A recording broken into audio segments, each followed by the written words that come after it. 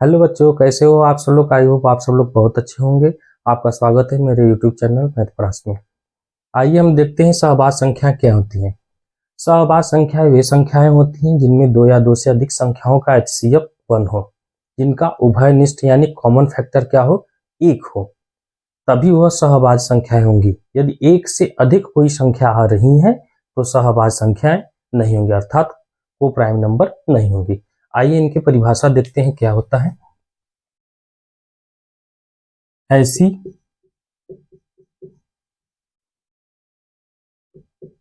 दो या दो से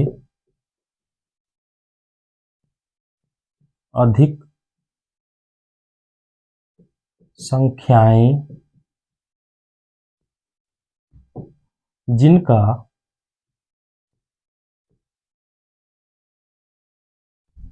उभयनिष्ठ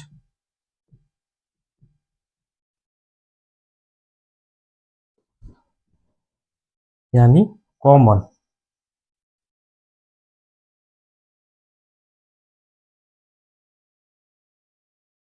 संख्या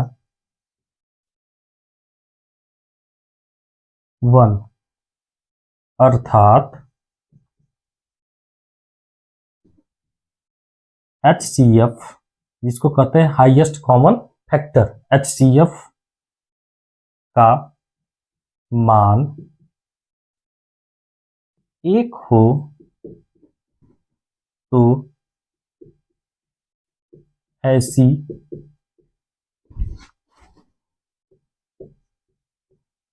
संख्याओं को सह अभाज्य संख्याएं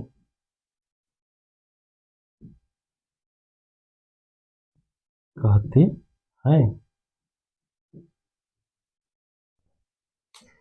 ऐसी दो संख्याएं या ऐसी दो हो या दो या दो से अधिक हो, अर्थात कम से कम तो दो संख्याएं होनी चाहिए या तो उससे अधिक हो, जिनका उभयनिष्ठ कॉमन फैक्टर जो होता है, कॉमन चीज क्या आना चाहिए, 1 आना, 1 आता है, अर्थात जिसका HCF 1 हो।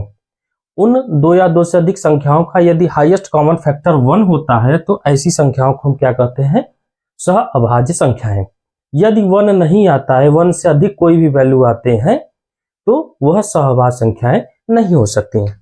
जैसे एग्जाम्पल के तौर पर हम सब देखते हैं 7 तथा 15। अब इन दो नंबर हैं, दो संख्याएं हैं, इन दोनों संख्याओं का हम HCF निकालते हैं, यानी 1 इंटू 7 हो जाएगा और 15 का यानी 15 का हो जाएगा 1 इंटू 3 इंटू 5, जिसका HCF क्या आ जाएगा, सिर्फ यही है 1 जो मैच कर रहा है ऊपर दोनों संख्याओं के बीच में। नहीं तो 7, 3, 5 अलग अलग संख्याएं, अर्थात क्या आया, 1 आया, अर्थात ये दोनों संख्याएं क्या है, को प्राइम नंबर,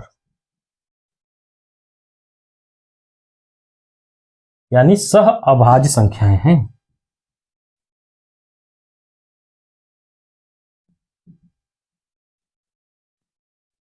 आइए दूसरा कोई एग्जांपल लेते हैं, 5, 10,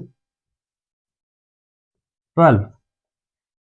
अभी हमने पहले एग्जांपल में देखा है कि कम से कम दो संख्याएं होनी चाहिए, तभी उसका हम सहभाज्य संख्याएं निकाल सकते हैं। एक संख्या का कभी नहीं निकल सकता है, कम से कम दो संख्याएं होनी चाहिए या दो से अधिक होनी चाहिए। तो पहले एग्जांपल में हमने दो संख्याएं लिया था, अब दो से अधिक संख्या लेकर देखते हैं क्या ये सहभाज्य संख्या है कि नहीं है। तो अब इनका हम क्या निकालेंगे, हाईएस्ट कॉमन फैक्टर यानी HCF। 5, 10, 12। तो 5 का गुणनखंड क्या होगा, 1 गुणित्ते 5। 10 का होगा 1 गुणित्ते 2 गुणित्ते 5, और 12 का गुणनखंड क्या हो जाएगा, 1 गुणित्ते 2 गुणित्ते 2 गुणित्ते 3। अब इनका HCF निकालते हैं, हाईएस्ट कॉमन फैक्टर। तो देखते हैं सिर्फ एक ही ऐसी संख्या है जो तीनों में मैच कर रहा है, कॉमन है। अदरवाइज न दो, ये दो जो है इसको हम देखते हैं, ये इस वाले नंबर में नहीं है। 5 जो है इन दोनों में है लेकिन लास्ट वाले में नहीं है। तो हाईएस्ट कॉमन फैक्टर का मतलब यदि हम 3 संख्याएं लेके चल रहे हैं, इन तीनों संख्याओं में जो संख्या कॉमन होगा उसी को हम लिखते हैं। यदि 2 में कॉमन है, ऊपर वाले के 2 में कॉमन है, किसी में कॉमन, तो उनको हम नहीं लिखते हैं। वो सारी संख्याएं एलसीएम में लिखा जाता है, लोएस्ट कॉमन फैक्टर मल्टीप्लिकेशन में।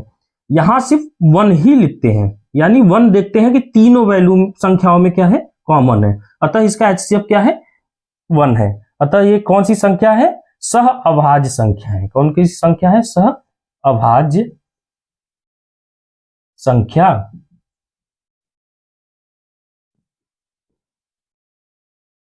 तीसरा एग्जांपल लेते हैं,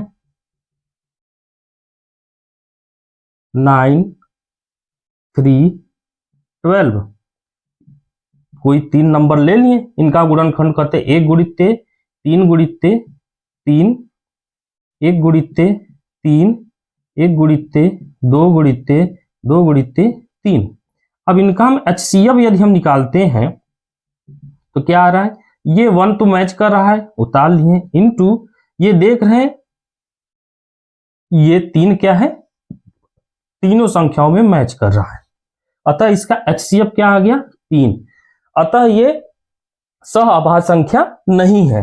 ये सह अभाज्य संख्या, सह अभाज्य संख्या नहीं है। क्यों नहीं है, क्योंकि इनका एचसीएफ जो है क्या आया है, 3 आया है। और हम जानते हैं कि सह अभाज्य संख्या का जो हम हाईएस्ट कॉमन फैक्टर निकालते हैं उसका हमेशा मान क्या होना चाहिए, 1 होना चाहिए।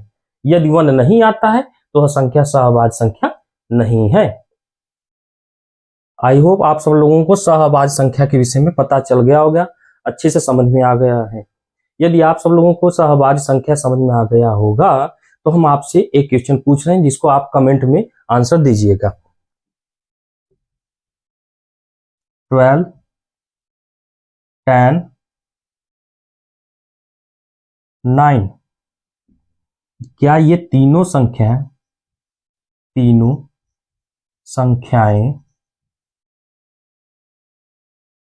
सह अभाज्य संख्या है या नहीं।